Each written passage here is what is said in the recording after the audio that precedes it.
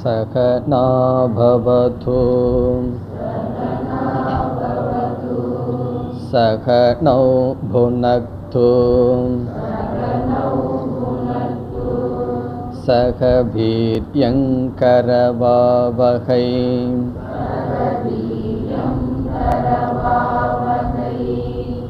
தேஜஸ்வினாவதீதமஸ்து மா வித்விஷாவகைஹ.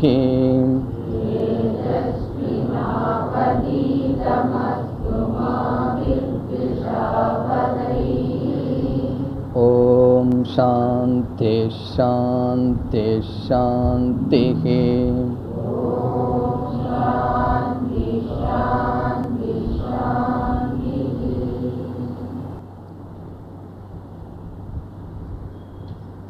ஒன்பதாவது மந்திரம். அக்னிர் யதைகோ புவனம் பிரவிஷ்டஹ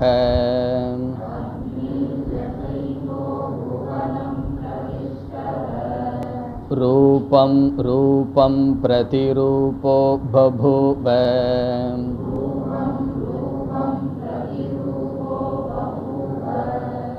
ஏகஸ்ததா சர்வபூதாந்தராத்மா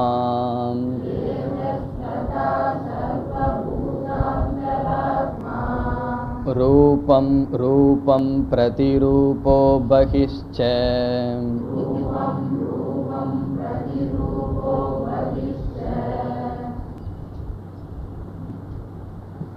ஆறாவது மந்திரத்தில் யமதர்மராஜா நான் இரண்டு கருத்தை கூற இருக்கின்றேன் என்று கூறினார். ஒன்று, பரபிரம்மத்தை பற்றி நான் மீண்டும் விளக்குகின்றேன், பிரம்ம தத்துவத்தை நான் மீண்டும் விளக்குகின்றேன். குஹ்யம் சனாதனம் பிரம்ம பிரவக்ஷ்யாமி என்று கூறினார்.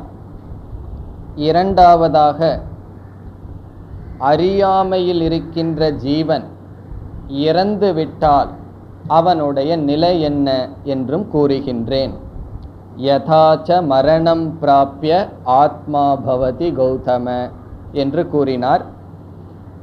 பிறகு ஏழாவது மந்திரத்தில் ஒரு ஜீவன், குறிப்பாக மனிதன், இந்த உலகத்தில் இருந்து ஞானத்தை அடையாமல் விடுபட்டால் அவனுடைய நிலை என்ன, அதற்கு பதில் கூறினார். யோனி மன்யே பிரபத்யந்தே ஷரீரத்வாய தேகினக. சில தேகிகள், ஜீவாத்மாக்கள் வேறு சில யோனி என்றால் பிறப்பை அடைகின்றது. இங்கு யோனி என்றால் மனித சரீரம் முதலிய சரீரத்தை அடைகிறார்கள். சிலர் ஸ்தானு மன்யே அனுசம்யந்தி. அன்யே சில ஜீவர்கள் ஸ்தானு என்றால் மரம், செடி, கொடி முதலிய பிறவிகளை அடைகிறார்கள். அப்பொழுது நமக்கு சந்தேகம் வரும், ஒரு ஜீவன் ஏன் மனித சரீரத்திற்கு செல்கின்றான், ஒரு ஜீவன் ஏன் மரம், செடி அல்லது மிருக சரீரத்திற்கு செல்கின்றான், நமக்கு எப்படிப்பட்ட உடல் கிடைக்கும் என்பது எதனுடைய அடிப்படையில்? யதா கர்ம யதா ஸ்ருதம். யதா கர்ம நம்முடைய கர்ம வினை, ஸ்ருதம் என்றால் உபாசனா, நாம் செய்த கர்ம பலன், அதனுடைய அடிப்படையில் நமக்கு சரீரம் வருகின்றது. பிறகு எட்டாவது மந்திரத்தில் மீண்டும் பரம்பொருளை கூறுகின்றேன் என்ற கருத்தை விளக்கினார். இந்த எட்டாவது மந்திரத்தில் அவஸ்தா என்பது மனதிற்கு இருக்கின்றதே தவிர ஆத்மாவுக்கு இல்லை என்பதை காட்டி, இந்த ஆத்மாவே பிரம்மமாக இருக்கின்றது என்று ஐக்கியப்படுத்தி, இந்த பிரம்மத்திடமிருந்து வேறுபடாத ஆத்மாவில் எல்லா லோகங்களும் சார்ந்திருக்கின்றன என்று கூறினார். நம்மை சரீரமாக புரிந்து கொண்டால் லோகத்தை சார்ந்து நான் இருக்கின்றேன், என்னை ஆத்மாவாக நான் உணர்ந்தால் என்னை சார்ந்து அனைத்து பிரபஞ்சமும் இருக்கின்றது. பிறகு 9வது மந்திரத்தில் நாம் அறிமுகப்படுத்தினோம் 2 சொற்கள். ஒன்று உபாதி என்பது ஆத்மா ஒன்றாக இருந்தாலும் ஏன் பலவாக காட்சியளிக்கின்றது என்பதற்கு இந்த ஷரீரத்தை உபாதி என்று பார்த்தோம். அந்த உதாரணம், இந்த சொல் நமக்கு ஞாபகம் இருக்க வேண்டும். அப்பொழுதுதான் இந்த 2 மந்திரங்களும் நமக்கு புரியும். 9, 10 உதாரணத்தை ஞாபகப்படுத்தி கொண்டால், ஆகாசம் ஒன்றாக இருக்கின்றது. இந்த ஸ்பேஸ், நாம் அனுபவிக்கின்ற வெட்டவெளி ஒன்றுதான். விதவிதமான பானைகள் நாம் செய்கின்றோம். ஒரு பானையிலிருந்து இனியொரு பானையை வேறுபடுத்துவது பானையினுடைய அளவு. இது 5 லிட்டர் கொள்கின்ற பானை, இது 10 லிட்டர் கொள்கின்ற பானை என்று வேறுபடுத்துகின்றோம். சிறியது பெரியது என்ற இந்த வேறுபாட்டு எதை குறிக்கின்றது என்றால் களிமண்ணை குறிக்கவில்லை, பானைக்குள் இருக்கின்ற ஆகாசத்தை குறிக்கின்றது. ஆகவே சிறிய பானை பெரிய பானை என்று நாம் கூறுவது ஆகாசத்தை தான் கூறுகின்றோம். இந்த ரூம் பெரிய ரூம் என்றால் என்ன பொருள்? அதிகமான ஆகாசம் இருக்கின்றது. என்னுடைய அறை சிறிய அறை என்று சொன்னால் அதனுடைய பொருள் என்ன? இங்கு ஆகாசம் குறைவாக இருக்கின்றது. ஆகவே ஆகாசம் சிறியது பெரியது என்ற விவகாரம் வருகின்றது. உண்மையில் ஆகாசத்தை நாம் அவ்விதம் பிரிக்க முடியுமா? அத்வைதமாக இருக்கின்ற ஆகாசம் துவைதமாக மாறிவிட்டது. எப்படி மாறிவிட்டது என்றால், உண்மையில் ஆகாசம் மாறிவிட்டதா? கிடையாது. ஆகாசம் ஒன்றாகவே இருந்த போதிலும் பானையினால் ஆகாசம் மாறிவிட்டது போல் காட்சியளிக்கின்றது. அந்த பானைக்கு என்ன பெயர்? உபாதி என்று பெயர். இங்கு உபாதி என்றால், சென்ற வகுப்பில் லட்சணம் பார்த்தோம். எது தன்னுடைய தர்மத்தை பொய்யாக இனியொன்றிடம் கொடுக்குமோ அது உபாதி. ஞாபகம் வைத்து கொள்ள வேண்டிய லட்சணம். எது, இதில் ஒவ்வொரு வரியும் முக்கியம். எந்த ஒரு தத்துவம் தன்னுடைய தர்மத்தை பொய்யாக இனியொரு பொருளுக்கு கொடுக்குமோ அது உபாதி. நாம் வெளியே செல்கின்றோம் வெண்மையான ஆடையுடன். அழுக்குகள் நம்முடைய ஆடையில் படுகின்றது. அந்த அழுக்கு என்ன செய்கின்றது? அதனுடைய தன்மையை நம்முடைய ஆடையிடம் கொடுத்து விட்டது. இப்பொழுது அந்த அழுக்கை உபாதி என்று சொல்லலாமா என்றால் சொல்ல முடியாது. காரணம், அந்த அழுக்கு பொய்யாக நம்முடைய சரீரத்தில் நம்முடைய ஆடையில் கொடுக்கவில்லை. அது பொய்யாக கொடுத்திருந்தால் நாம் அதை ஆடையை தூய்மைப்படுத்த வேண்டிய அவசியமே இல்லை. அது உண்மையாகவே தன்னுடைய தர்மத்தை கொடுத்து விட்டது. அல்லது ஒரு பூண்டு இருக்கு, அது எல்லா வீட்டிலும் இருக்கிறது. ஒரு பாத்திரத்தில் நீங்கள் போட்டு வைக்கிறீர்கள். கொஞ்ச நாளுக்கு பிறகு அந்த பூண்டை எடுத்தால் அந்த பாத்திரத்தில் என்ன வாசனை வரும்? பூண்டு வாசனை தான் வரும். கொஞ்ச நாளைக்கு அது இருந்து கொண்டே இருக்கும். அந்த பூண்டு உண்மையாகவே கொடுத்ததா பொய்யாக கொடுத்ததா என்றால் உண்மையாகவே கொடுத்தது. உண்மையாக கொடுத்தால் அதை நாம் என்ன சொல்கின்றோம்? உபாதி என்று சொல்வதில்லை, சம்சர்கக சம்பந்தக என்று சொல்வோம். சம்சர்க்கம் என்றால் இரண்டு பொருள் உண்மையாகவே ஒன்றோடு ஒன்று சம்பந்தப்படுவது. ஆனால் உபாதி என்றால் ஒரு பொருள் பொய்யாக இனியொரு பொருளிடம் தன்னுடைய தர்மத்தை கொடுத்தல். இங்கு பானை களிமண் என்பது அதனிடம்தான் துவைதம் இருமை இருக்கின்றது.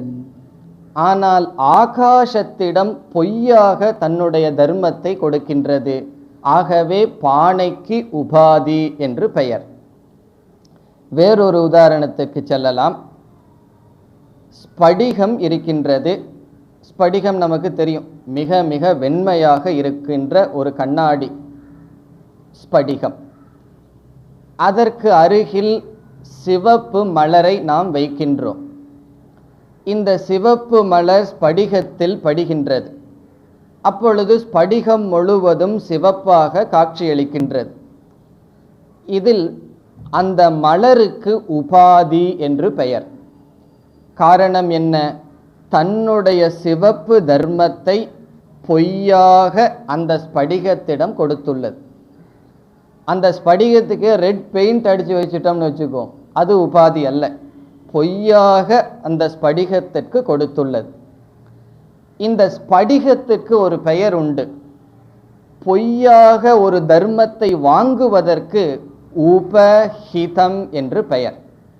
இப்போ உபாதி என்றால் தன்னுடைய தர்மத்தை மற்ற பொருளிடம் கொடுத்தல்.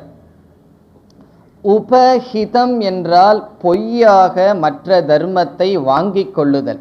இப்போ ஸ்படிகத்திற்கு உபஹிதம், மலருக்கு உபாதி என்று பெயர். இது உதாரணம்தான். இனி நம்ம உதாரணத்திலிருந்து தாஷ்டாந்தத்திற்கு வருவோம். இந்த ஷரீரத்தை சாஸ்திரம் உபாதி என்று கூறுகின்றது.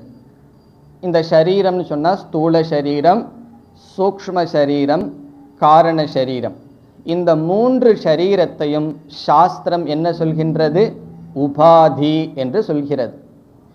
உபாதி என்று சொன்னால் அடுத்த கேள்வி, யார் உபஹிதம்? ஆத்மா உபஹிதம். இனி உபாதியினுடைய லட்சணத்தை, உபஹிதத்தினுடைய லட்சணத்தை ஆத்மாவுக்கும் ஷரீரத்திற்கும் நாம் வைத்து அது எப்படி பொருந்துகின்றது என்று பார்க்க வேண்டும்.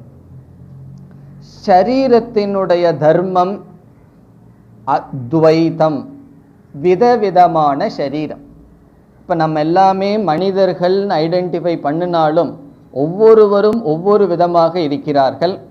பிறகு மிருகங்கள், பறவைகள் என்று விதவிதமான ஷரீரங்கள், விதவிதமான குணங்கள் இருக்கின்றது. ஆகவே சகுணம் துவைதம் ஷரீரம். இந்த ஷரீரத்தினுடைய தர்மம் ஆத்மாவுக்கு சென்றவுடன் இந்த ஆத்மா என்னவாகி விடுகின்றது? அதுவும் துவைதம், அதுவும் குணங்களை உடையதாக காட்சியளிக்கின்றது. ஆகவே ஒன்றாக இருக்கின்ற ஆத்மா ஷரீரத்தினுடைய குணங்களை வாங்கி கொண்டது போல் காட்சியளிக்கின்றது. நிஜமாலுமே வாங்கியிருந்தால் ஷரீரத்தை உபாதின்னு சொல்றதில்லை. சாஸ்திரம் ஷரீரம் உபாதி என்று சொல்வதிலிருந்து ஷரீரத்தினுடைய குணங்கள் பொய்யாக ஆத்மாவுக்கு சென்று விட்டது. ஆகவே இந்த ஆத்மா ஒன்றாக இருப்பினும் பலவாக காட்சியளிக்கின்றது. அதுதான் இந்த இரண்டு மந்திரத்தினுடைய சாரம். அதாவது ஒன்றாக இருக்கின்ற ஆத்மா ஏன் பலவாக தெரிகிறது என்றால், பலவாக இருக்கின்ற ஷரீரத்தை உபாதியாக கொள்வதனால். இங்கு யமதர்மராஜா அக்னி என்ற உதாரணத்தை எடுத்துக்கொள்கின்றார். சாதாரணமாக உபாதிக்கு ஸ்படிகம், மலர் அல்லது ஆகாசம், பானையை சொன்னால் புரியும். அக்னியை நாம் கூறினாலும் நமக்கு புரியும். இப்போ அக்னிக்கு வருவோம். அக்னி இங்கு ஆத்மாவாக உதாரணம் சொல்லப்படுகின்றது. இந்த அக்னியானது சாஸ்திரப்படி அக்னிக்கு ஏதாவது ரூபம் இருக்கா? நெருப்புக்கு ரூபம் இருக்கின்றதா என்றால் கிடையாது. ஆனால் நெருப்பானது பெரிய மரக்கட்டையில் போய் சம்பந்தம் வைக்கும் பொழுது ஒரு மரக்கட்டை போல் அது உருவத்தை அடைகின்றது. ஒரு சிறிய தீபத்தோடு சம்பந்தம் வைக்கும் பொழுது தீபத்தை போல் காட்சியளிக்கின்றது. ஆகவே ஒன்றாக இருக்கின்ற நெருப்பு எந்தெந்த பொருளோடு சம்பந்தம் படுகின்றதோ அந்தந்த ரூபத்தை அடைவது போல் அடைகின்றது. ஆனால் உண்மையில் நெருப்பு தீபமோ அல்லது பெரியதோ அல்லது மரக்கட்டையினுடைய அளவோ கிடையாது. அதுபோல ஒன்றாக இருக்கின்ற ஆத்மா ஷரீரத்தை உபாதியாக கொண்டு பலவாக காட்சியளிக்கின்றது. அதுதான் 9வது மந்திரத்தில் வருகின்றது. இப்பொழுது மந்திரத்திற்குள் செல்வோம். யதா ஏகஹ அக்னிஹி. அக்னிர் யதைகோ பிரித்து படித்தால் யதா. யதா என்றால் எப்படி. ஏகஹ அக்னிஹி ஒன்று அல்லது ஒரு தத்துவமான அக்னி. 2 அக்னின்னு சொல்லக்கூடாது. அக்னி என்றால் ஒரே ஒரு தத்துவம் தான். இது வேற நெருப்பு அது வேற நெருப்பு என்றெல்லாம் கிடையாது. பிறகு நாம் சொல்கிறோம் ஸ்டவ்வில் வர்ற நெருப்பு வேறு, ஏன்னா அது கரியை கொடுக்குது. கேஸில் வர்ற நெருப்பு வேறு, அது கரியை கொடுக்கறது இல்லைன்னு சொன்னால் அந்த நெருப்பு எதில் வெளிப்படுகிறதோ அதில் பேதம் இருக்கின்றது. நெருப்பு என்பது அக்னி என்பது ஒரே தத்துவம். ஆகவே யதா ஏகஹ அக்னிஹி ஒன்றாக இருக்கின்ற அக்னி புவனம் பிரவிஷ்டக. புவனம்னு சொன்னால் சாதாரணமாக உலகம். புவனம் என்றால் உலகம். இங்கு புவனம் என்றால் அக்னி எங்கு போகும்? அக்னி எந்தெந்த பொருளிடம் செல்கின்றதோ, மரக்கட்டை, தீபம் முதலிய அக்னி செல்கின்ற இடங்கள் புவனம் பிரவிஷ்டக. புவனம் என்றால் தீபம், மரக்கட்டை, வர்த்தி முதலியவைகளுக்குள் அக்னியானது பிரவிஷ்டக உள்ளே அது சென்று விட்டால் என்ன ஆகின்றது? ரூபம் ரூபம் பிரதிரூபோ பபூவ. ரூபம் ரூபம் என்றால் அந்தந்த ரூபத்தின் படி, அந்தந்த பொருளின் படி, சிறிய கட்டை பெரிய கட்டை என்று அந்தந்த பொருளின் படி பிரதிரூபக பபூவ. பிரதிரூபக என்றால் அந்தந்த தன்மையை பபூவ அடைகின்றது. பபூவ என்றால் அடைகிறது. பிரதிரூபக என்றால் அந்தந்த தன்மையை அடைகிறது. ரூபம் ரூபம் என்றால் எந்தெந்த பொருளில் அது பிரவேசிக்கின்றதோ அந்தந்த தன்மையை அடைகின்றது. இது உதாரணம். இங்கு அக்னி ஆத்மாவாகவும் அந்த புவனம் உபாதியாகவும் சொல்லப்படுகின்றது. இனி ஏகஸ்ததா சர்வபூதாந்தராத்மா. ததா அவ்விதமே. யதா என்றால் எவ்விதம், ததா என்றால் அவ்விதம். ஏகஹ சர்வபூதாந்தராத்மா. ஏகஹ என்றால் ஒன்றாக இருக்கின்ற ஆத்மா. இந்த ஆத்மாவானது, பிறகு இந்த ஆத்மா எப்படிப்பட்ட ஆத்மா? ரொம்ப முக்கியமான சொல் சர்வ பூதாந்தராத்மா. அந்தராத்மா என்றால் எல்லா ஷரீரங்களுக்குள்ளும் வெளிப்படுகின்ற என்று பொருள்.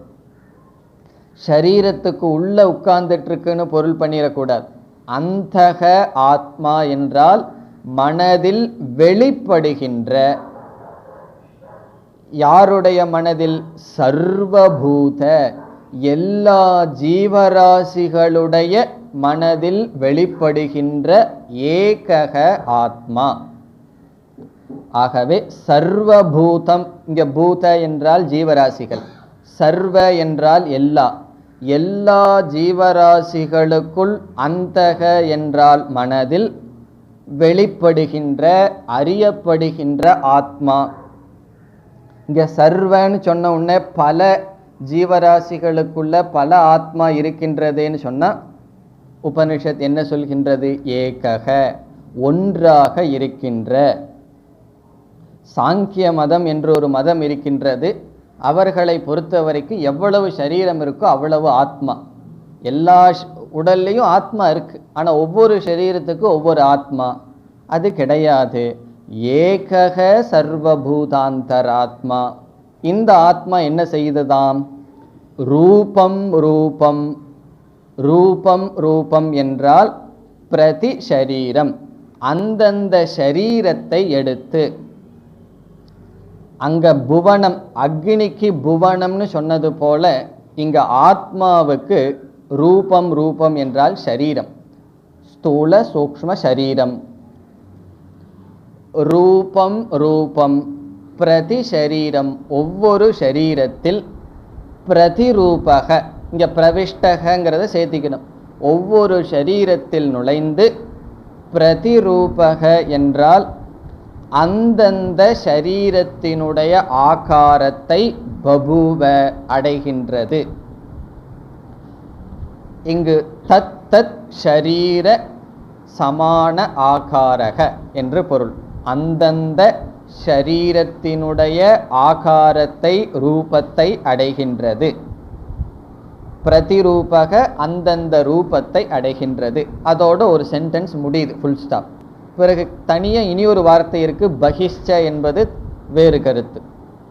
இந்த கடைசி சொல்ல விட்டுட்டு பார்த்தோம் அப்படின்னா உதாரணத்தோடு இந்த விளக்கம் முடிவடைகின்றது. இந்த ஆத்மா ஒவ்வொரு ஷரீரத்திற்குள் வெளிப்பட்டு அந்தந்த ஷரீரத்தோடு இருப்பது போல் இருக்கின்றது. பிறகு இந்த ஆத்மா சர்வபூத அந்தராத்மா மட்டுமா, ஒவ்வொரு ஷரீரத்திற்கு உள் மட்டும்தான் இருக்கின்றதா என்றால் பதில் உபனிஷத் கொடுக்கின்றது, பகிஷ்ச, அது வெளியேயும் இருக்கின்றது. கடைசி சொல் பகிஹீச்ச, பகிஹி என்றால் வெளியே. ஏன் உபனிஷத் வெளியேவும் ஆத்மாதான் சொல்லுது? ஆத்மாவை அந்தராத்மான்னு சொன்ன உடனே மாணவர்கள் மனதில் சந்தேகம் வந்து விடலாம். அந்தராத்மானா உள்ளதான் ஆத்மா இருக்கு, இப்ப வெளியே ஆத்மா இல்லைன்னு சொல்லி. அப்படியல்ல, பகிஷ்ச, அது வெளியேயும் இருக்கின்றது, உள்ளேயும் இருக்கின்றது. இதை உதாரணத்தோட சொல்லணும்னு சொன்னா, ஆகாசத்தை எடுத்துட்டா நல்லா புரியும் நமக்கு.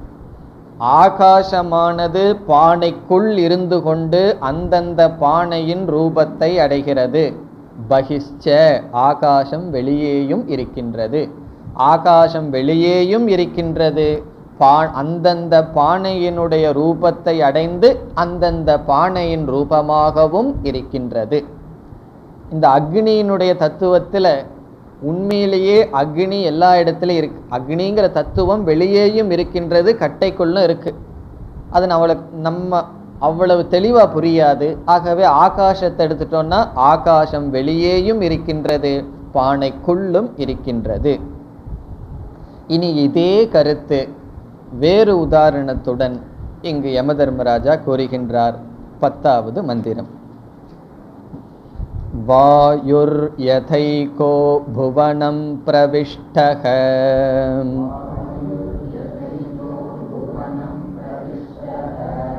ரூபம் ரூபம் பிரதிரூபோ பபூவ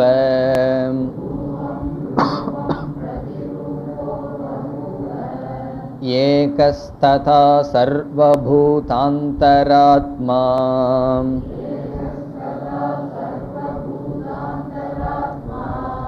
ரூபம் ரூபம் பிரதிரூபோ பகிஷ்ச.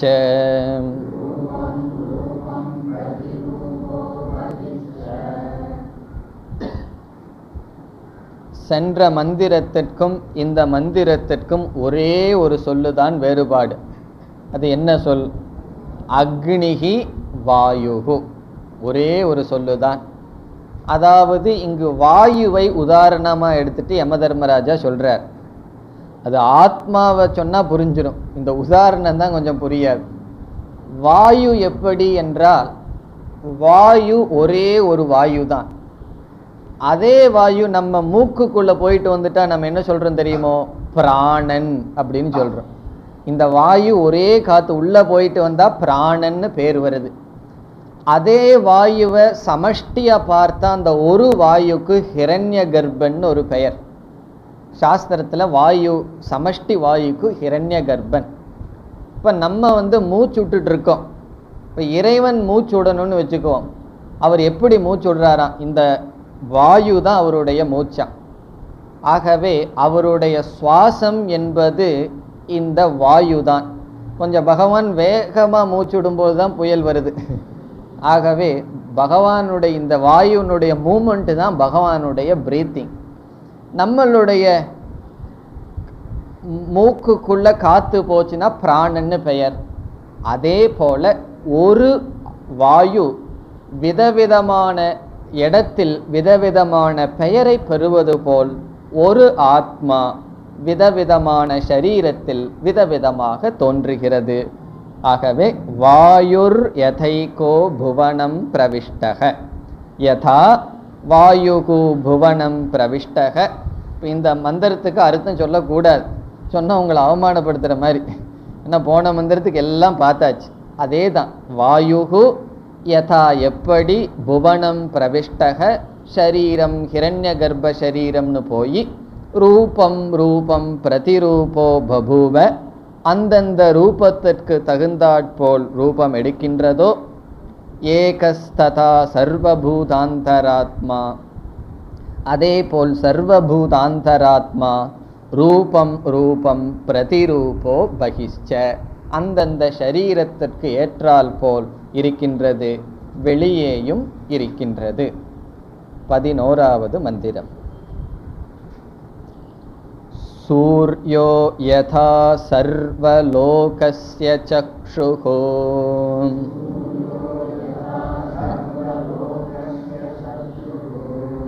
ந லிப்யதே சாக்ஷுஷைர் பாஹ்யதோஷைஹ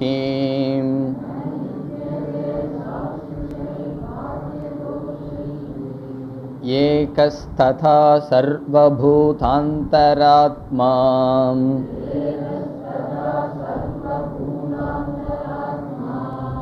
ந லிப்யதே லோகதுக்கேன பாஹ்யக.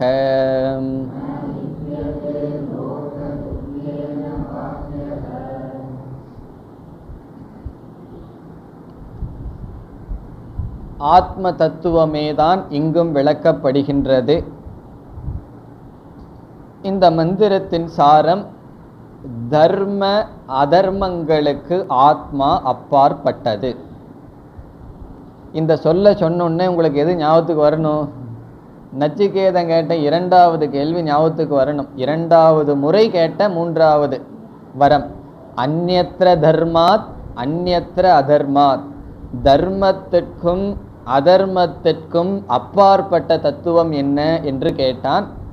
இதை இங்கு யமதர்மராஜா தர்மா தர்மங்களினால், பாப புண்ணியங்களினால், நல்லது கெட்டதினால் ஆத்மா பாதிக்கப்படுவதில்லை. நம்ம எப்படி பாதிக்கப்படுவது போல் நினைக்கின்றோம்? நல்லது வந்தா சந்தோஷம், கஷ்டம் வந்ததுன்னா அல்லது அதர்மம் இருந்தால் துயரம். இந்த ஆத்மா இந்த இரண்டாலும் பாதிக்கப்படுவதில்லை என்பதுதான் இதனுடைய சாரம். அல்லது வேறு சொல்லுல சொன்னா, உபாதியினுடைய தர்மங்கள் ஆத்மாவில் இருப்பது போல் தெரிந்தாலும் அதனால் ஆத்மா பாதிக்கப்படுவதில்லை. மலரினுடைய வண்ணமானது, சிவப்பு வண்ணமானது ஸ்படிகத்தில் முழுவதும் சிவப்பாக இருக்கின்றது.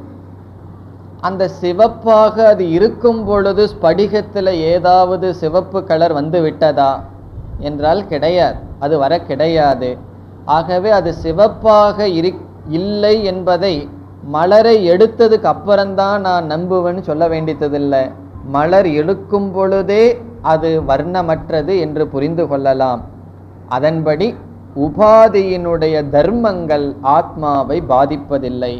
அந்த தர்மம் அதர்மமாக இருக்கட்டும், தர்மமாக இருக்கட்டும், குணங்கள் பாதிக்கப்படுவதில்லை.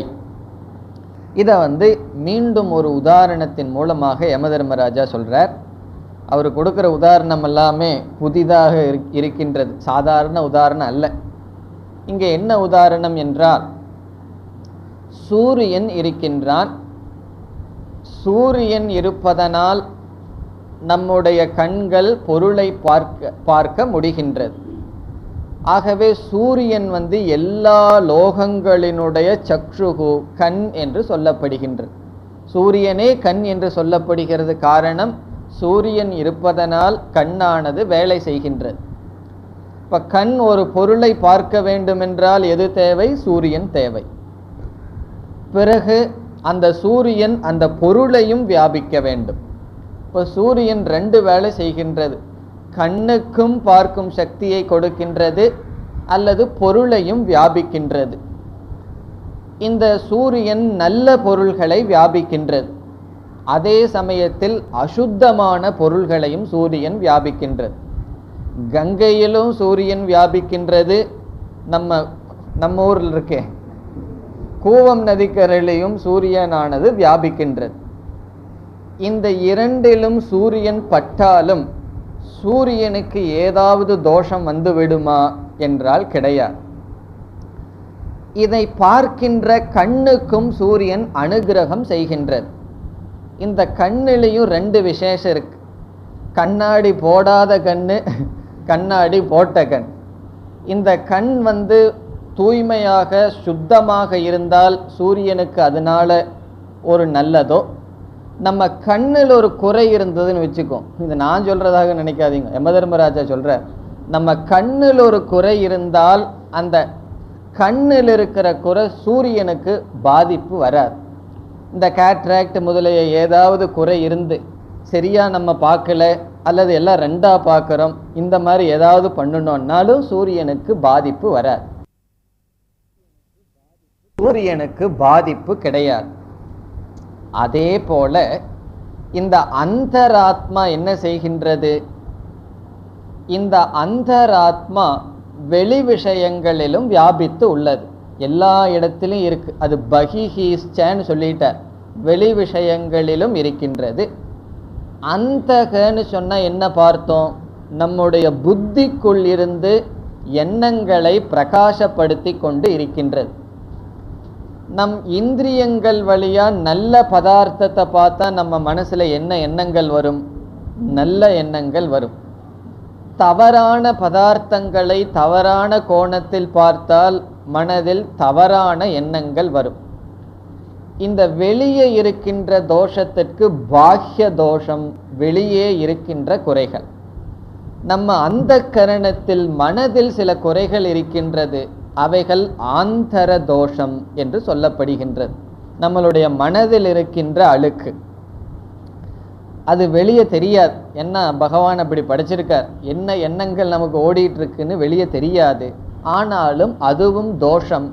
அந்த என்ன எண்ணங்கள் என் மனசில் இருக்குதுங்கிறது எனக்கு தெரியுமா தெரியாதா? தெரிகின்றது. அது எதனால்? ஆத்மா பிரகாசப்படுத்துவதனால். ஆகவே மனதினுடைய எண்ணங்களை, அது நல்ல எண்ணமோ கெட்ட எண்ணமோ, ஆத்மா பிரகாசப்படுத்துகின்றது. நல்ல எண்ணத்தை பிரகாசப்படுத்துவதனால ஆத்மாவுக்கு தூய்மையோ, கெட்ட எண்ணங்களை பிரகாசப்படுத்துவதனால ஆத்மாவுக்கு அசுத்தையோ வரல. அதைத்தான் இங்கு கூறுகின்றார். நல்ல எண்ணங்கள் கெட்ட எண்ணங்கள் அல்லது தர்மம் அதர்மம் இவைகளை பிரகாசப்படுத்தும் பொழுது ஆத்மாவானது பாதிக்கப்படுவதில்லை.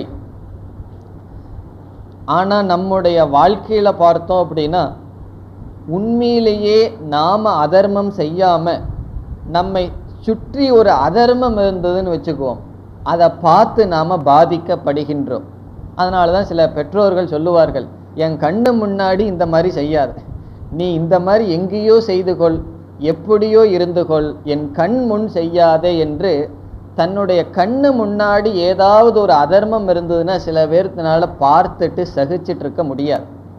நல்ல இசை தெரிந்தவர்கள் வேறு ஒருவர் பாடிட்டு இருக்கும் பொழுது ஏதாவது குறை இருந்ததுன்னா அவங்கனால சந்தோஷமா உட்கார்ந்துட்டு இருக்க முடியாது. காரணம் என்ன? அந்த குறையை சகிச்சுக்கிறதுக்கு முடியாது. ஒரு அதர்மத்தை நாம் பார்த்துட்டு அதுல சம்பந்தப்படாமல் இருக்க முடியாது. ஆனா ஆத்மா அப்படி அல்ல. தன்னை சுற்றிலும் அல்லது தான் தர்மத்தையோ அதர்மத்தையோ பிரகாசப்படுத்தினாலும் இந்த தர்மத்திற்கும் அதர்மத்திற்கும், பாபத்திற்கும் புண்ணியத்திற்கும், சுகத்திற்கும் துக்கத்திற்கும் அப்பாற்பட்டது, சாட்சியாக இருக்கின்றது. இப்படி சொன்ன உடனே ஆத்மா சாட்சியா இருக்கு, நான் துக்கப்பட்டு இருக்கேன்னு சொல்லக்கூடாது. அந்த நான்கிற வார்த்தையை எடுத்து ஆத்மாவில் போட்டுக்கணும். ஏன்னா நம்ம எப்போ பார்த்தாலும் ஆத்மா ஆத்மான்னு மூணாவது தேர்ட் பர்சன்ல சொல்லிட்டு இருக்கோம். படற்கையில சொல்லும் போது அந்த நான்கிறத வச்சுட்டு ஆத்மான்னு சிந்திச்சுட்டு இருப்போம். ஆமா, ஆத்மா துக்கப்படுறதில்லை, தர்ம அதர்மங்கள் எல்லாம் தன்னை சுத்தி நடக்கும்போது ஆத்மாவை பாதிக்கப்படுறதில்ல, ஆனா நான் தர்மாதர்மங்கள்ல பாதிச்சிட்டு இருக்கிறனே என்ற எண்ணம் வரக்கூடாது. ஆத்மா என்றால் நான். ஆகவே நான் என்னுடைய மனதில் தர்மமோ அதர்மமோ பாபமோ புண்ணியமோ அல்லது எதை நான் பார்த்தாலும் நான் சாட்சியாக இருக்கின்றேன். அதற்கும் எனக்கும் சம்பந்தம் கிடையாது. அதுதான் இங்கு சொல்லப்படுகின்றது. இப்பொழுது மந்திரத்திற்குள் செல்லலாம். யதா சூர்யக சர்வலோகஸ்ய சக்ஷுஹு. யதா என்றால் உதாரணம், எப்படி. சூர்யக சூரியன், சர்வலோகஸ்ய சக்ஷுஹு எல்லா லோகங்களுக்கும் அல்லது எல்லா ஜீவராசிகளுக்கும் எப்படி இருக்கின்றார்? சக்ஷுஹு கண்ணாக இருக்கின்றார். இப்ப நமக்கு எல்லாத்துக்கும் அவரவர்களுக்கு ஒவ்வொரு கண் இருக்கு. 2 கண் இருக்கு, ஒரு கண் அல்ல, 2 கண் இருக்கு. எல்லாத்துக்கும் சேர்ந்து ஒரு கண் இருக்கின்றது, அது சூரியன். ஆகவே சர்வலோகஸ்ய சக்ஷு, நமக்கு எல்லாத்துக்கும் ஒரு கண் சேர்ந்து இருக்கின்றது என்றால் சூரியன். ஆகவே சூரியனே கண்ணாக சொல்லப்படுகின்றது. சங்கரர் விளக்கம் கொடுக்கின்றார். காரணம், சூரியனானது நம்ம கண்ணுக்கு அதிஷ்டான தேவதையாக இருந்து கொண்டு அனுகிரகம் செய்கின்றது. கண்ணினுடைய அதிஷ்டான தேவதை சூரிய பகவான். அந்த சூரிய பகவான் ஒவ்வொரு கண் இந்திரியத்திலும் அதிஷ்டான தேவதையாக இருந்து அனுகிரகம் செய்கின்றதனால் சூரியன் எல்லா ஜீவராசிகளுக்கும் இருக்கின்ற சமமான கண். இந்த சூரியன் இதெல்லாம் உதாரணம்தான். இந்த சூரியன் 2 தோஷத்தினால் பாதிக்கப்படுவதில்லை. இந்த அதிஷ்டான தேவதை கண்ணுக்குள்ள இருந்தாலும், நம் கண்ணில் ஏதாவது குறை இருந்தாலும் அல்லது பார்க்கப்படும் பொருள் தவறான பொருளாக இருந்தாலும் அந்த சூரியனுக்கு பாதிப்பு வருவதில்லை. ந லிப்யதே. ந லிப்யதே என்றால் பந்தப்படுவதில்லை, பாதிக்கப்படுவதில்லை. எதனால்? சாக்ஷுஷைஹி. சாக்ஷுஷைஹிங்கிறதோட தோஷகங்கிற வார்த்தையும் சேர்த்திக்கணும். சாக்ஷுஷைஹி தோஷைஹி, கண்ணில் இருக்கின்ற தோஷத்தினால் சூரியன் பாதிக்கப்படுவதில்லை. நம்ம கண்ணில் ஒரு தோஷம் இருக்கு, எல்லாம் சொல்றாங்க இல்லையா, ஷார்ட் சைட் லாங் சைட்னெல்லாம் சொல்லி, பக்கத்தில் இருந்தா தெரிய மாட்டேங்குது, தூரத்தில் இருந்தா தெரிய மாட்டேங்குது. இதெல்லாம் என்ன? கண்ணுக்கு வர்ற தோஷங்கள். இந்த தோஷத்தினால சூரியனுக்கோ அல்லது கண்ணுக்குள் இருக்கிற அதிஷ்டான தேவதைக்கோ ஒரு விதமான பந்தமும் கிடையாது.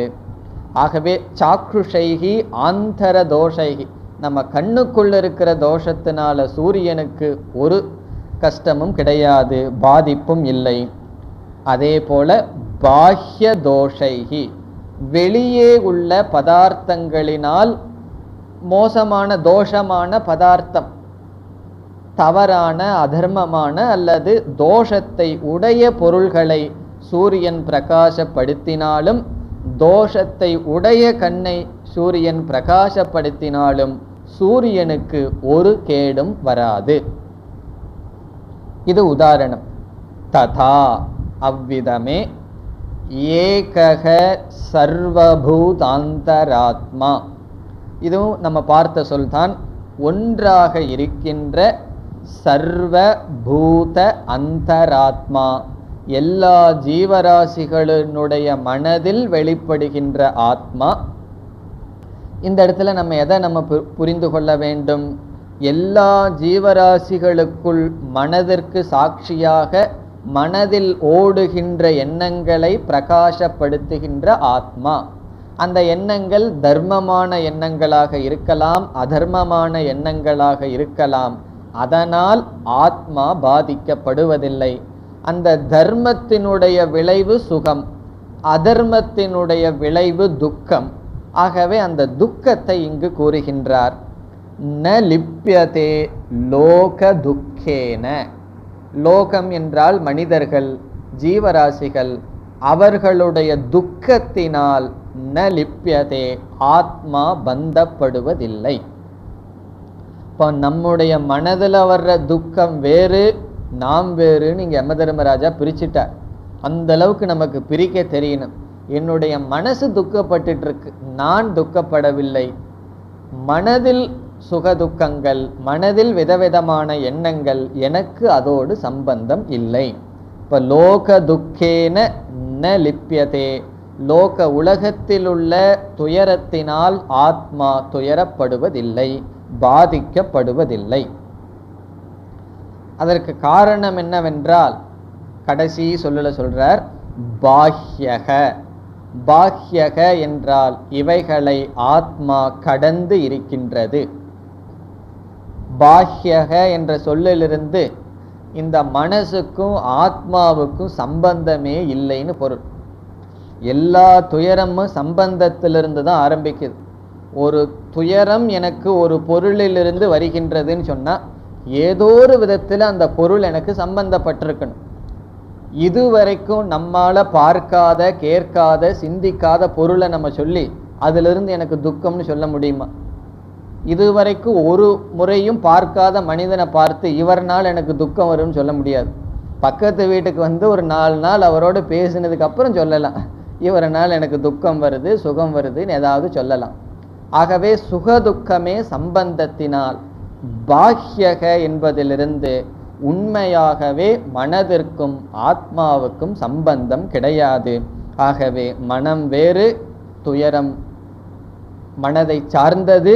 ஆகவே ஆத்மாவுக்கு சம்பந்தம் இல்லை, ஆத்மா பாதிக்கப்படுவதில்லை. இப்ப துயரம் எப்படி வருதுன்னா காம கர்ம உத்பவம் துக்கம்னு சங்கரர் விளக்கம் கொடுக்கின்றார் துயரத்திற்கு.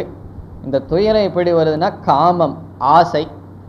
காம உத்பவம், ஆசையிலிருந்து துயரம் வருதான். வெறும் ஆசையில மட்டுமல்ல, ஆசை வந்துட்டா சும்மா உட்கார்ந்துட்டு இருக்க முடியுமா? போய் பணத்தை சம்பாதிக்கணும், அந்த பொருளை அடையணும், கர்ம ஆக்டிவிட்டீஸ். ஏதாவது வாங்க போகலான்னு சொன்னா ஏதாவது பிரச்சனைகள் வரும். ஆகவே செயலே ஒரு கிளேஷன்தான். ஆகவே காமத்தினாலும் கர்மத்தினாலும் தோன்றிய துக்கங்கள், அல்லது எந்த விதத்துல வேணாலும் துக்கம் வரலாம். அதை நம்ம விளக்க வேண்டிய அவசியம் இல்லை. காரணம் என்ன? காரணம் இல்லாம நம்ம எல்லாம் துக்கப்பட்டு பழகி வச்சிருக்கோம். ஆகவே எப்படிப்பட்ட துக்கம் வந்தாலும் அந்த துக்கத்தினால் ஆத்மா பாதிக்கப்படுவதில்லை. பிறகு யார் பாதிக்கிறார்கள்? ஆத்மாவும் மனதும் ஒன்று என்று யார் நினைக்கிறார்களோ அந்த ஜீவன் பாதிக்கின்றானே தவிர இந்த மனதையும் ஆத்மாவையும் பிரித்தவன் பாதிக்கப்படுவதில்லை. இந்த கருத்தை இனி அடுத்த மந்திரத்தில் கூற வருகின்றார். 12வது மந்திரம். ஏகோ வசி சர்வபூதாந்தராத்மா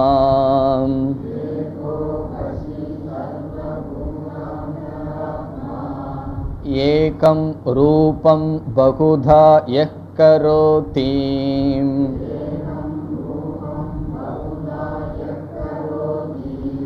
தமாத்மஸ்தம் ஏனு பஷ்யந்தி தீராஹ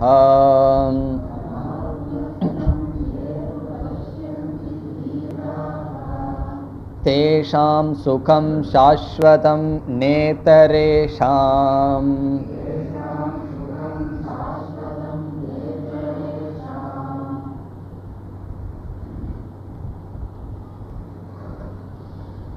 பன்னிரண்டு 13 இந்த 2 மந்திரங்களும் ஒரே கருத்தை கூற வருகின்றது. இந்த 2 மந்திரத்தில் 3 கருத்துக்கள் வருகின்றது. எப்படி அக்னிஹி வாயுகுன்னு ஒரே மாதிரி மந்திரம் 2 வந்ததோ அதே போன்ற மந்திரம் 12, 13. இதில் கூறப்படுகின்ற கருத்து பிரம்மஸ்வரூபம், பிரம்மத்தினுடைய சொரூபம் மீண்டும் விளக்கப்படுகின்றது. பிறகு அந்த பிரம்மனே ஒவ்வொரு ஆத்மாவாகவும் இருக்கின்றான் என்ற மகா வாக்கியம் வருகின்றது. பிரம்மஸ்வரூபத்தை விளக்கி ஜீவ பிரம்ம ஐக்கியத்தை கூறி பிறகு உபனிஷத் மிக அழகாக பிரயோஜனத்தை கூறுகின்றது. இந்த ஞான பலனை கூறுகின்றது. அந்த ஞான பலனை கூறி இந்த ஞானம் இல்லாதவங்களுக்கு இந்த பலன் இல்லைன்னு வேற சொல்லுது பாசிட்டிவா. இத ஞானத்தை அடைஞ்சவங்களுக்கு தான் இந்த பலன், மற்றவர்களுக்கு இந்த பலன் இல்லை என்றும் கூறப்படுகின்றது. ஆகவே இந்த 2 மந்திரத்தில் வேதாந்தத்தில் சொல்லப்படுகின்ற அனைத்து கருத்துக்களும் சேர்ந்து சொல்லப்படுகின்றது. இப்பொழுது மந்திரத்திற்குள் செல்வோம். ஏகக, அதே கருத்துதான். ஏகக என்றால் 2 அற்ற, அத்வைதமான. வஷி, இதுவும் ஆத்மாவுக்கு லட்சணம். வஷி, வஷி என்றால் எல்லாவற்றையும் கட்டுப்படுத்துபவர், கண்ட்ரோலர். எல்லாவற்றையும் தன்னுள் வைத்திருப்பவர் வஷி. யார்? சர்வபூத அந்தராத்மா. இந்த சர்வபூதாந்தராத்மா, உங்களுக்கு சர்வபூதாந்தராத்மான அர்த்தம் தெரியும்.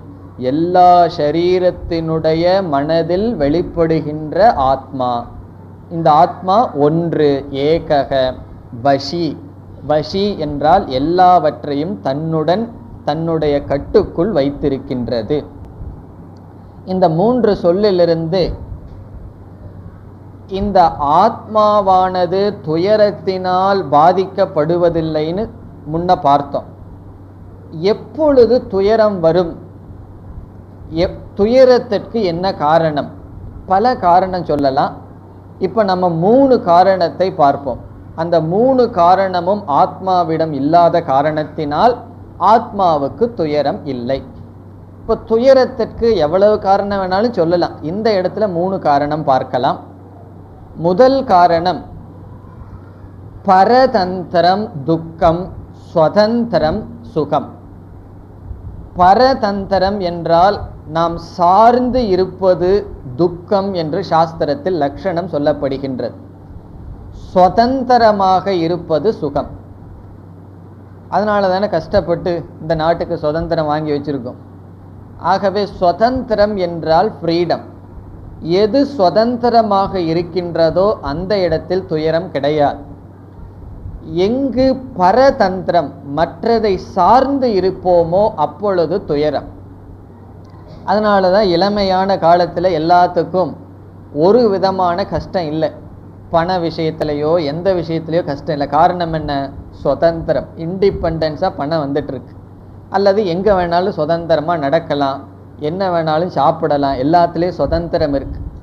வயதான காலத்தில் துயரத்திற்கு என்ன காரணம்? பரதந்திரம். எங்காவது கிளாஸுக்கு வரணும்னா என்ன நீ கூட்டிகிட்டு போகவையா அப்படின்னு கேட்பார்கள். என்ன வயதாயிடுது, என்னால் நடந்து வர முடியாது, பரதந்திரம். அப்போ அந்த ஆசையை நாம் பூர்த்தி செய்ய முடியாது. சாப்பிடணும்னு சொன்னால் யாராவது பிளேட்டு வச்சு பரிமாறணும். காரணம் என்ன? வயதாகி விட்டது, சரீரத்தை அந்த வேலையை நம்ம செய்ய முடியாது. அதே போல் பணம், தனக்கு விருப்பமான பொருளுக்கு பணம் செலவழிக்கலாம்னா கிடையாது, பரதந்திரம். மற்றவர்கள் கொடுக்கறத வச்சு தான் செய்யணும். ஆகவே மற்றவர்களை எந்த விஷயத்தில் சார்ந்திருக்கிறோமோ அங்கே நம்முடைய விருப்பத்தை வெளிப்படுத்த முடியாது, அதுவே துக்கம். அதனால தான் வயது ஆக ஆக நமக்கு ஏன் துக்கம் வருகின்றது? பரதந்திரம் ஆகிவிடுகின்றோம். சாதாரண வாழ்க்கைக்கும் கூட மற்றவர்களை சார்ந்து இருக்க வேண்டிய நிலை. ஆகவே துயரம் அதிகரிக்கின்றது. ஆகவே துயரத்தினுடைய முதல் காரணம் பரதந்திரம், டிபெண்டன்ஸ், மற்றதை சார்ந்து இருத்தல். இப்போ இங்க ஆத்மா வஷிங்கிற வார்த்தையில ந பரதந்திரம் சுதந்திரம் என்று கூறப்படுகின்றது. இங்க வஷி என்ற எல்லாவற்றையும் ஆட்டி வைத்தல், எல்லாவற்றையும் தன்னுடைய கட்டுக்குள் வச்சிருக்குன்னு சொன்னா, இப்ப நானே இனியொருவருடைய கட்டுக்குள் இருந்தால் மற்றவங்களை எப்படி நான் கட்டி வைப்பது? நான் சுதந்திரமாக இருந்தால்தான் மற்றவர்களை என்னுடைய கட்டுக்குள் வைக்க முடியும். வஷி என்றால் இந்த அனைத்து பிரபஞ்சமும் சரீரமும் ஆத்மாவினுடைய கட்டுக்குள் இருக்கின்றது. ஆகவே ஆத்மா சுதந்திரம், பரதந்திரம் இல்லாத காரணத்தினால் ஆத்மாவுக்கு துக்கம் கிடையாது. இனி இரண்டாவது, இது கொஞ்சம் சாஸ்திர ரீதியான பார்வை. ஒரு பொருள் நமக்கு துக்கத்தை கொடுக்க வேண்டும் என்றால் அது இரண்டாவதாக என்னை காட்டிலும் வேறாக இருக்க வேண்டும். த்விதீயாத், இருமையிலிருந்து தான் துயரமே நமக்கு வரும். இப்போ ஒரு இடத்துல ஒரே ஒரு பொருள் மட்டும் இருக்குன்னு வச்சுக்கோ, அந்த இடத்துல அந்த ஒரு பொருள் துயரத்தை அனுபவிக்க முடியாது. உதாரணமாக நாம துயரத்தை அனுபவிக்க வேண்டும் என்றாலே அனுபவிப்பவன் நான், அனுபவிக்கின்ற மனம், அனுபவிக்கின்ற விஷயம்ங்கிற 3 பேதம் இருக்கு. இந்த 3 பேதம் இல்லைன்னு வச்சுக்குவோம். அனுபவிப்பவன், அனுபவிக்கின்ற மனம், அனுபவிக்கப்படும் பொருள் இல்லைன்னு சொன்னா அனுபவமே வராது. அங்க துயரமும் சரி, இன்பமும், எந்த அனுபவமே வராது. ஆகவே எல்லா அனுபவத்திற்கும் இருமை அவசியம் தேவை. இது சுகத்துக்கும் பொருந்தும், துக்கத்திற்கும் பொருந்தும். இந்த இடத்துல நம்ம துக்கம்ங்கிற விசாரத்தில் இருப்பதனால் துக்கத்திற்கு காரணம் இருமை. இப்ப நான் ஒருத்தன் இருக்கேன், நான் அனுபவிக்கிறதுக்கு மனசுன்னு ஒன்று இருக்கு, மற்றவர்களுடைய விவகாரம், மற்றவர்களுடைய சொல், அதெல்லாம் துயரத்துக்கு காரணமாகின்றது. ஆகவே எனக்கு அந்நியமான பொருள்கள், அதை அனுபவிக்கின்ற மனம், அதை வாங்குகின்ற கருவிகள், இந்திரியங்கள், மனம், அதை அனுபவிக்கின்ற நான் என்ற பேதம் இருக்கின்ற வரைதான் துயரம். இங்கு ஏகக என்று சொன்னவுடன் ஆத்மா அனுபவிப்பவன், ஆத்மாவிடம் அனுபவிக்கும் கருவி, ஆத்மாவுக்கு அனுபவிக்கப்படும் பொருள் கிடையாது. ஆகவே ஆத்மாவுக்கு துயரம் கிடையாது. இப்ப ஏகங்கிற வார்த்தை அத்விதீயத்வாத் ஏகத்வாத் ந துக்க ஹேதுகு. ஆத்மாவுக்கு துக்கம் வருவதற்கு காரணம் இல்லை, ஆத்மா மட்டும் இருக்கின்றது. ஆத்மாவுக்கு துக்கத்தை கொடுக்கிறதுக்கு ஆளே இல்லை. என்ன ஆத்மா மட்டும்தான் இருக்கு. இந்த ஆத்மா துக்கத்தை அனுபவிக்கிறதுக்கு ஆத்மா கிட்ட மனசு கிடையாது, ஆத்மா மட்டும்தான் இருக்கு. இப்ப மனதும் கிடையாது, பொருளும் கிடையாதுன்னா யார் துக்கத்தை அனுபவிப்பார்கள் அல்லது சுகத்தை அனுபவிப்பார்கள்? ஆகவே ஏகத்வாத் ஆத்மாவுக்கு துக்கம் வருவதற்கு வாய்ப்பு இல்லை. இனி 3வது, அது ஒரு விளக்காசிரியர் எழுதுகின்றார். நம்மை காட்டிலும் மற்றவர்களை உயர்வாகவோ அல்லது என்னை காட்டிலும் அவர்கள் மேலான பொருள்களை வைத்துள்ளார்கள் என்று இந்த கம்பேர் பண்றமே, அதனால துக்கம் வருமா? இதுதான் இந்த உலகத்துல அதிகமா நடந்துட்டு இருக்கு. எங்கிட்ட இருக்கிற பொருளை வச்சு சந்தோஷப்பட்டா பரவாயில்ல, அல்லது என்னிடம் இருக்கின்ற பொருள் போதாதுன்னு துக்கப்பட்டா அதுல ஒரு அர்த்தம் இருக்கு.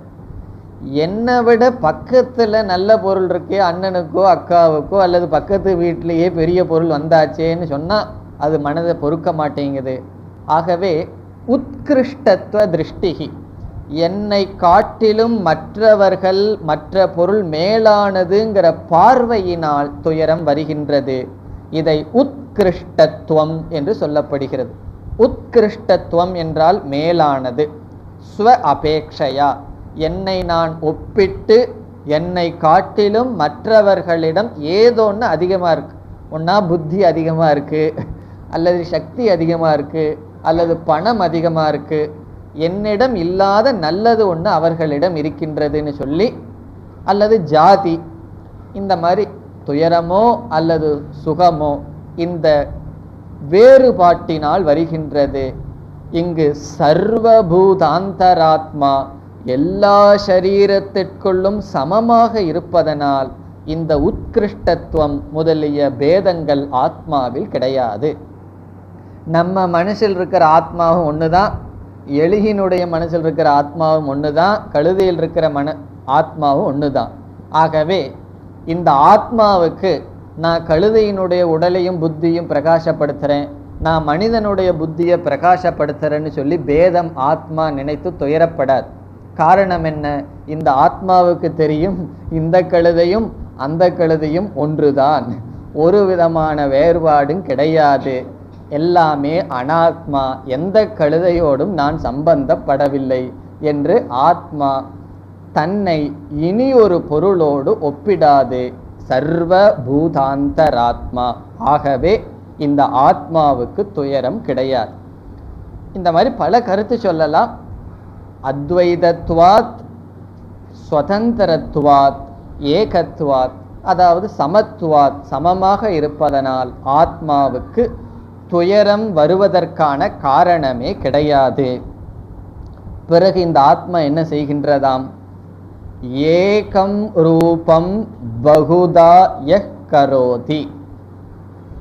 யக எந்த ஆத்மா, ஏகம் ரூபம் அதே கருத்துதான், ஒன்றாக இருந்து கொண்டு என்று பொருள்.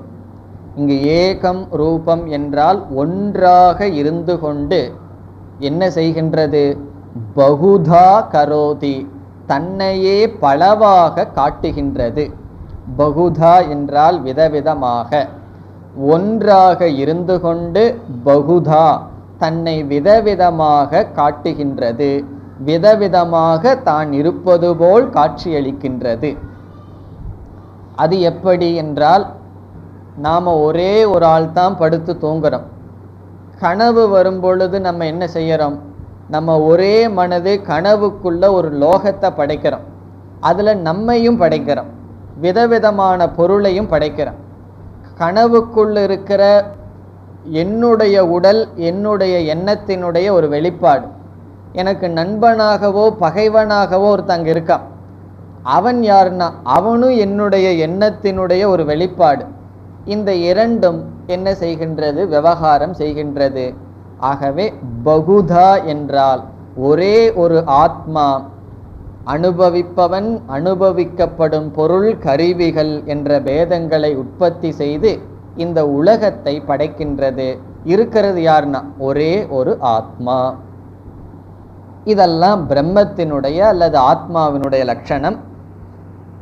இந்த ஆத்மாவை தான் என்று உணர்பவன் சுகத்தை அடைகின்றான் என்ற பலன் வருகின்றது இரண்டாவது வரியில். அதை பிறகு பார்ப்போம்.